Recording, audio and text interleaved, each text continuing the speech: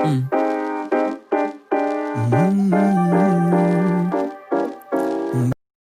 Assalamualaikum warahmatullahi wabarakatuh. Perkenalkan, nama saya Fitri Ramadhani dari kelas 5B Manajemen. Dalam kesempatan kali ini saya akan membahas tentang manajemen pemasaran dalam perspektif Islam. Menurut prinsip syariah, kegiatan pemasaran harus dilandasi semangat beribadah kepada Allah Subhanahu wa Ta'ala dan berusaha semaksimal mungkin untuk kesejahteraan bersama, bukan untuk kepentingan golongan, apalagi kepentingan sendiri. Rasulullah Shallallahu Alaihi Wasallam telah mengajarkan kepada umatnya, yaitu kepada kita, untuk berdagang dengan menjunjung tinggi etika keislaman dalam beraktivitas ekonomi. Umat Islam dilarang melakukan tindakan batil, namun harus melakukan kegiatan ekonomi yang berlandaskan saling ridho, sebagaimana firman Allah Subhanahu wa Ta'ala yang artinya, "Hai orang-orang yang beriman, janganlah kamu saling memakan harta sesamamu jalan yang batil, kecuali dengan jalan perniagaan yang berlaku dengan suka sama suka di antara kamu, dan janganlah kamu membunuh dirimu. Sesungguhnya Allah adalah Maha Penyayang kepadamu." Quran Surat An-Nisa ayat 29. Selanjutnya yaitu petunjuk umum Al-Quran mengenai pemasaran dan penjualan. Salah satu dalil Al-Quran yang dipedomani sebagai etika marketing adalah Quran Surah Al-Baqarah yang artinya sapi betina. Dalam surah ini sangat relevan untuk dipedomani karena dalam pelaksanaan tugas dan marketing ini merupakan hal yang penting dari mesin sebuah perusahaan. Surah tersebut dapat kita ketahui pula, pertama, perusahaan harus dapat menjamin produknya. Jaminan yang dimaksud dalam hal ini mencakupi dua aspek. Yang pertama itu material, yaitu mutu bahan, mutu pengolahan, dan mutu penyajiannya. Yang kedua non-material, mencakupi kehalalan dan keislaman dalam penyajian sebuah produk. Kedua yang dijelaskan Allah adalah manfaat produk. Produk bermanfaat apabila proses produksinya benar dan baik. Adapun metode yang dapat digunakan agar produksi berjalan dengan baik dan benar menurut Al-Quran sesuai petunjuk dalam Surah Al-An'am ayat 143 yang artinya, "Beritahukanlah kepadaku berdasarkan pengetahuan jika kamu memang orang-orang yang benar."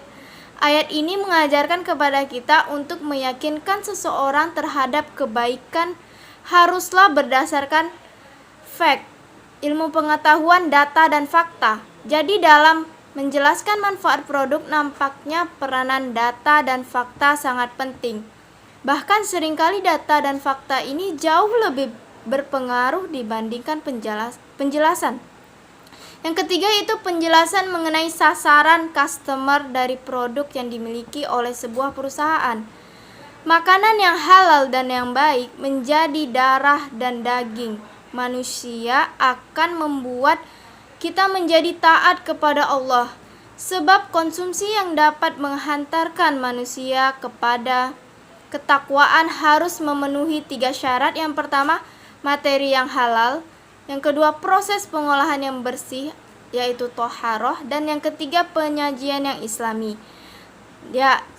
Jadi pada intinya dalam etika pemasaran ini, produk yang dipasarkan ini harus halal dan thayyib, yaitu halal dan baik.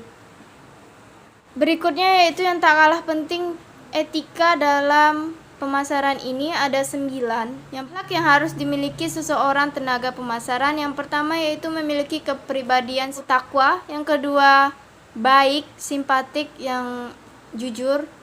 Terus berbisnis dengan adil, yaitu al-adlu. Melayani pelanggan dengan rendah hati atau hikmah. Selalu menepati janji dan tidak curang atau tahfif. Jujur dan terpercaya atau amanah. Tidak suka berburuk sangka. Tidak suka menjelek-jelekan dan yang terakhir yaitu tidak melakukan suap atau rishwah. Sehingga dalam etika ini masih saja kita temui bahwa pelaku bisnis ini seringkali buat curang ataupun yang tidak sesuai dengan syariah Islam. Maka dari itu kita harus senantiasa mengimplementasi etika Islam yang terdapat dalam Al-Quran tersebut.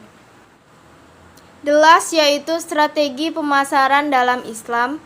Semua aktivitas kehidupan perlu dilakukan berdasarkan perencanaan yang baik. Islam agama yang memberikan sintesis dan rencana yang dapat direalisasikan melalui rangsangan dan bimbingan.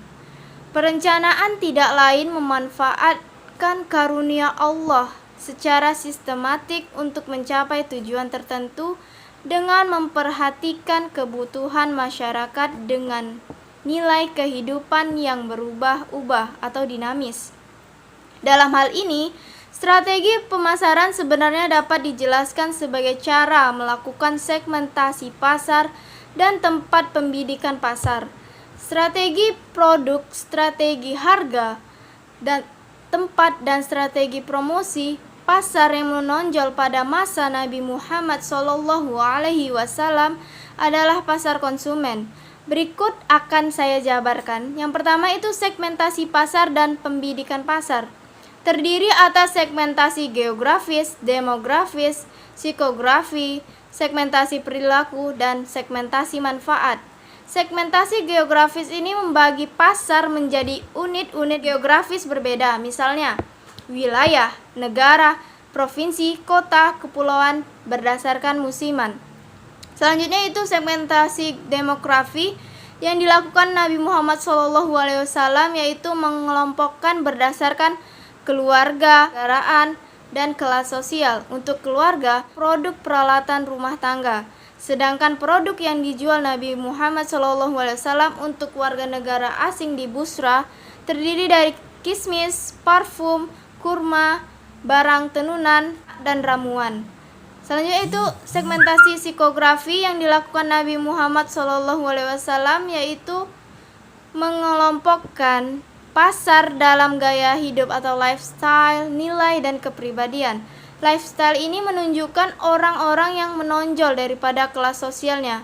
Selanjutnya itu segmentasi perilaku yang dilakukan Nabi Muhammad SAW adalah dengan membagi kelompok berdasarkan status pemakai.